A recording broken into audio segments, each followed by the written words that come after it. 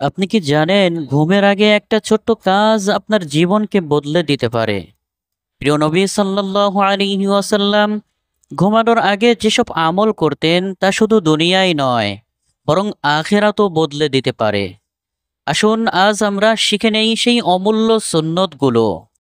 আমাদের প্রিয় নবী হজরত মুহাম্মদ সাল্লাল্লাহু আলাইহি ওয়াসাল্লাম ঘুমানোর আগে অজু করতেন, ঠিক যেমন নামাজের আগে অজু করা হয়। এতে করে গুনাহ মাফ হয় এবং মৃত্যুর সময় ঈমানের সাথে মারা যাওয়ার একটা সুবর্ণ সুযোগ বেড়ে যায়।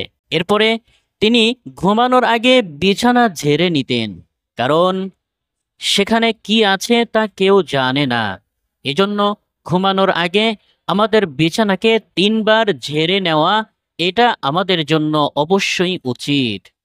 এরপরে আমাদের প্রিয় নবী সাল্লাল্লাহু আলাইহি ওয়াসাল্লাম বিছানার উপরে বসে সূরা ইখলাস, সূরা ফালাক এবং সূরা নাস এই 3 কুল পড়ে নিজের গায়ে ফু দিতেন। এতে করে জিন, শয়তান এবং সমস্ত অশুভ শক্তি থেকে হেফাজত হয়। এরপরে আমাদের প্রিয় নবী সাল্লাল্লাহু আলাইহি ওয়াসাল্লাম কোরআনে বর্ণিত আয়াতুল কুরসি পাঠ করতেন। রসূল সাল্লাল্লাহু আলাইহি ওয়াসাল্লাম বলেন, যে ব্যক্তি আয়াতুল কুরসি পাঠ করে ঘুমাতে যাবে তার সাথে একটি ফেরেশতা রাতভর পাহারা দেয়। এরপরে বলা হয়েছে ঘুমানোর আগে তিনি ৩৩ বার সুবহানাল্লাহ, ৩৩ বার আলহামদুলিল্লাহ এবং ৩৪ বার আল্লাহু আকবার পাঠ করতেন। এটি হলো জান্নাতের ধন ও ভাণ্ডার। এরপরে আমাদের প্রিয় নবী সাল্লাল্লাহু আলাইহি ওয়াসাল্লাম ঘুমের দোয়া পড়ে নিতেন, অর্থাৎ আল্লাহুম্মা বিসমিকা আমুতু ওয়া আহইয়া।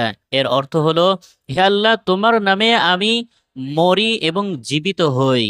পরে তিনি ডান কাত হয়ে ঘুমাতে পছন্দ করতেন, যেটা সুন্নত এবং স্বাস্থ্যর জন্যও অনেক উপকারী। প্রিয় বন্ধুরা, চলুন আজ রাত থেকেই প্রিয় নবীর এই সুন্নতগুলো আমাদের জীবনে চালু করি, কারণ ছোট ছোট আমলই আমাদের আখিরাতের পথ তৈরি করে।